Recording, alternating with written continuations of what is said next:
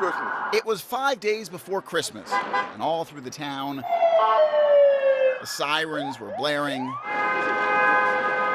The Mayan calendar was winding down.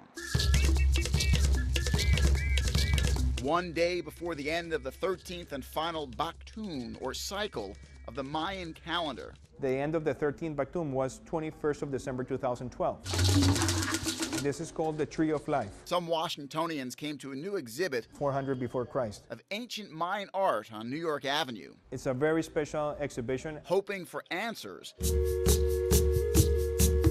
as to what the Mayans had in mind when more than 5,000 years ago, they picked tomorrow as the final day of their calendar. We all have our beliefs. A sign some people suggest that December 21st, 2012 will be the Earth's last day.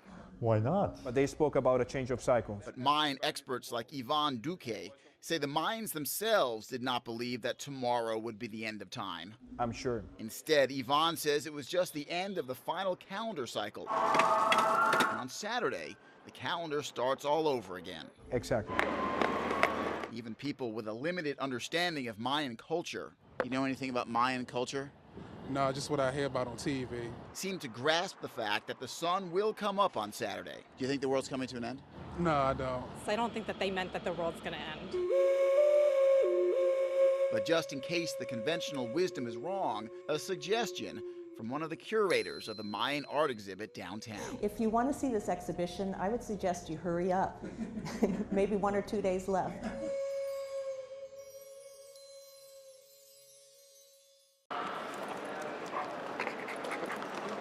The Gallery Place metro station was patrolled today by 4 war heroes just back from Afghanistan. Good afternoon, folks. No, not these guys. These guys. Every single one of the 9 dogs that we received from the Marine Corps found bombs in Afghanistan. We have one in particular that found 37 improvised explosive devices that were all buried under a road. Morgan, Hatch, Georgia, and Hope are 4 of the 9 Marine bomb-sniffing dogs who served with distinction during the war in Afghanistan. This is fantastic. And who were donated by the Marines 2 months ago. Good check. To the Metro Transit Police Department. These dogs are outstanding. They're Marines. As part of the drawdown of soldiers and canines in Afghanistan. They're going from 400 bomb dogs down to 150 bomb dogs. Good boy. Sergeant Andy Keon says the Labrador Retrievers, all of whom were wounded in battle to some extent. Yes, this dog I have right here was wounded twice. Are by far the most highly skilled bomb dogs. Good check. He's worked with in his 20 years on the job. We had no idea that these dogs were as good as they are, and they're fantastic.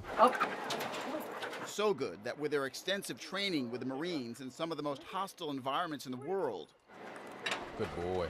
these older dogs don't need to be taught new tricks. They are ready to go. Good boy. Just treated right, fed well, and allowed to let their dogged determination take over. From the minute these dogs wake up till you take them home at night, they just go, go, go.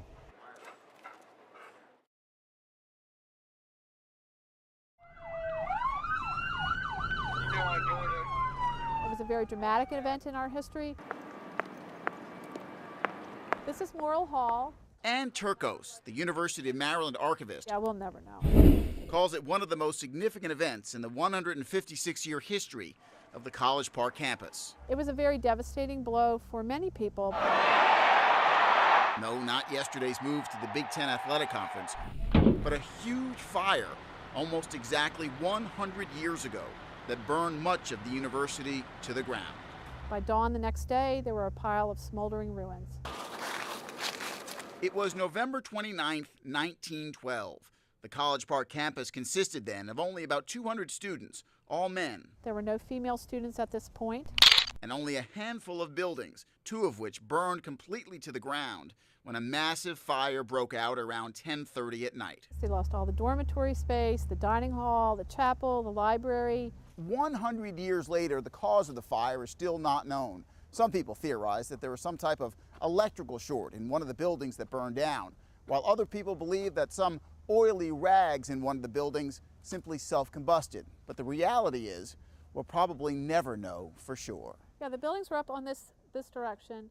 Ann Turco says while it's true that we don't know the cause, we certainly know the effects of the fire, details of which are described in a plaque right in the middle of campus. We had a chance to kind of reinvent ourselves and re-examine the direction that the university was going to go in. According to Turcos, after university administrators got over the initial shock of losing much of the campus, over the next few years they rebuilt the school, making it bigger and better than before. Many people have, kind of laughingly said it was a terrapin rising from the ashes. In College Park, This was a defining moment in our history. Matt Jablow, 9 News Now.